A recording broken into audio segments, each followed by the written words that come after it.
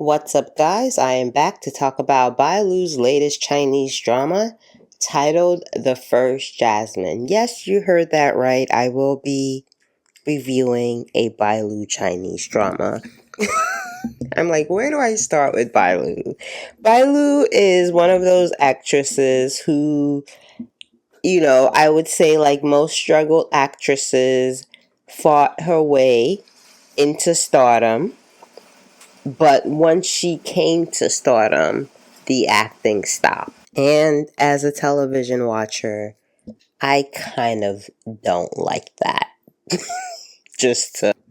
I have been watching Bai Lu dramas since 2017, 2018. And with each drama she produced, I saw a lot of potential.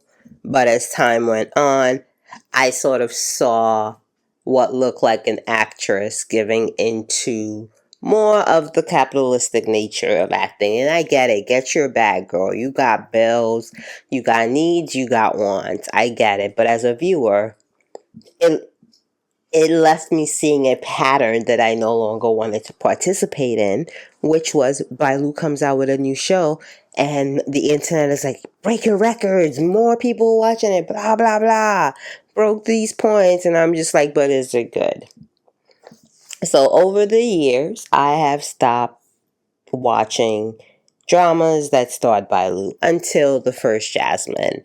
I saw the trailer and I was like, this is interesting. I also saw a clip on TikTok that has kind of spoiled me, but without that spoiler, I would not have watched the show, to be honest. So sometimes you kind of need to see where the show is going to be like, interesting. How did we get there? And I'm going to talk about that spoiler point, and I will let you guys know in case you want to avoid it. But with that said, what exactly is The First Jasmine?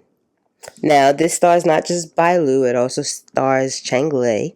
I'm not really too familiar with his drama series acting, but I am enjoying him in this show. And maybe the success of the show might be thanks to the director. We'll see in a minute. But I wanted to come to you guys today because this is a drama. Again, like many Bai Lu dramas, folks are like, oh my God, you gotta watch it. You gotta watch it.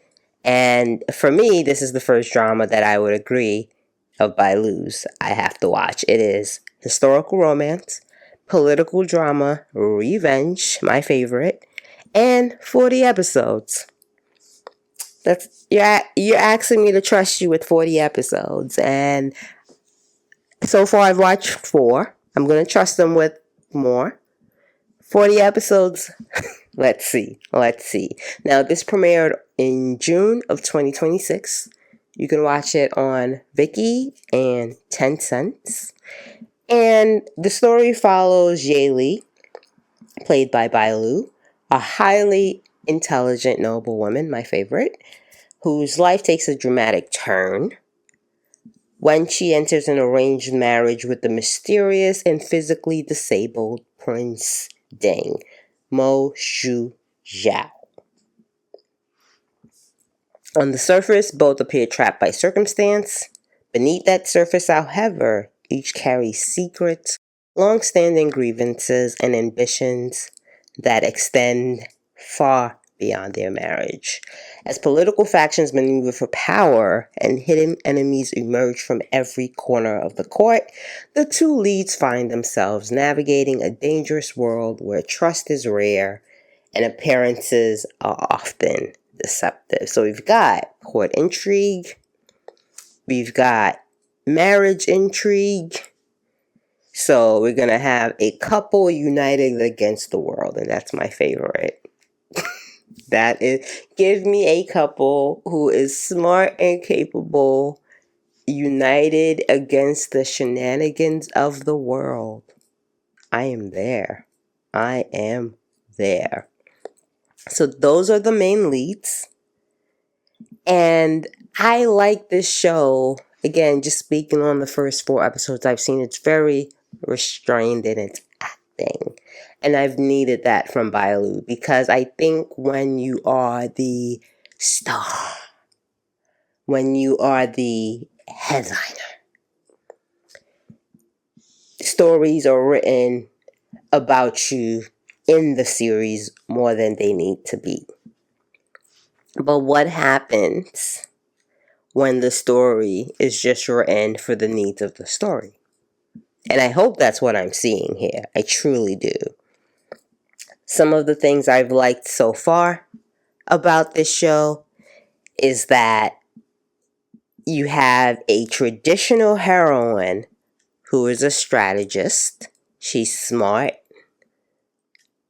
She's not like overly cunning and like, oh, she just knows. Like, she's not out here being psychic and shit. But it's strategic in a realistic amount, in a realistic setting. She's portrayed as someone who is highly educated, observant, and capable of like navigating political situations because she's thrown into a marriage with a prince who's essentially out of favor. He can never claim anything. He is wheelchair bound. So during that type of timeline, oh, you're good, we can step on you, so on and so forth. But their marriage is kind of built on a mystery. Because again, the marriage begins under unusual circumstances. And both leads are side-eyeing each other. They kind of really don't trust each other. This is not a love match out of the gate. This is a strategic alliance that's been forced upon them through their interactions and them kind of revealing themselves to each other. We get a romance that comes out of a strategic alliance. So at this point, I'm going to pivot a bit to the spoiler. So if you want to remain super pure for the spoiler that I believe will only enhance the show, but if you don't want to know, here's your warning. Now, the spoiler is our female lead has gone through some traumatic events at the beginning of the story, even before we start the story.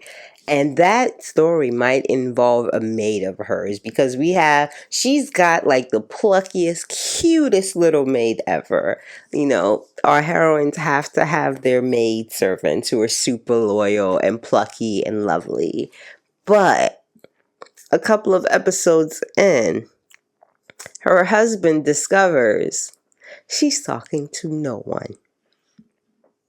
The maid does not exist. So this maid, we don't know what happened to this maid. This maid may have died. Obviously, for her mistress to be out here like keeping her memory going. So we have a leading lady who is here dealing with some very traumatic mental illness. And we have a husband with a physical illness. And it's those two combination in a world of chicanery, court politics, getting to know each other on an individual level that I am hoping makes this a different drama than many others that I've watched before. And I really hope I am not wrong. I really hope Bai Lu has been like, okay, I've been in enough movies and I've secured enough bags. Let me like try and focus back on the scripts, on the story, and less of myself as the shining title and lead. I don't know. This might end up crashing and burning. But again, like I've said 4 episodes in, I feel like this might be a good show. I feel like this might be a good reintroduction to me respecting Bai Lu again as an actress. Again, I am not judging. Get the bag, honey. Get the bag. I'm just saying as an audience watcher, it kind of sucks to watch. You kind of phone your way through multiple series for the bag. That's it. So what else can I say? I guess for me,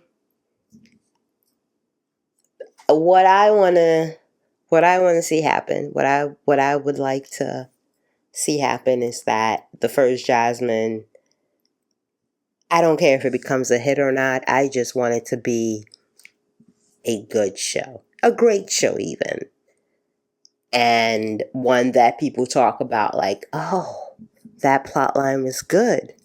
Oh, Bai Lu was acting. Oh, the ensemble cast was quite interesting. Oh, the set was good. So that's more what I'm looking forward to seeing from the reviews of the First Jasmine, or, the reality of the First Jasmine. And whether or not it becomes that, I guess I'm going to have to watch 36 more episodes. If it's good, I won't fast forward. If it's bad, I'm going to be fast forwarding. But, Bai Lu, please don't make me regret giving you a chance, girl. Please do not make me regret this. But outside of that, for you guys out there, have you watched The First Jasmine? What are your thoughts? Have you found it interesting? Do you think Bai Lu might have turned her roles around? Is this going to be a successful landing of an acting deliverance from Bai Lu? Do you like the character she's portraying? Do you think they're going to somehow find a way to make the prince walk? Or he's not, I don't know if he's a prince, but the male lead. Are they going to find a secret cure, poisons, whatever? Are they going to find a way to make him walk? Or will they actually just make this a prince who is unable to walk, which I think would be better in terms of story and realism. But what do you guys think? Let me know in the comments. Can't wait to hear your thoughts. And on that note, thank you for listening. Bye.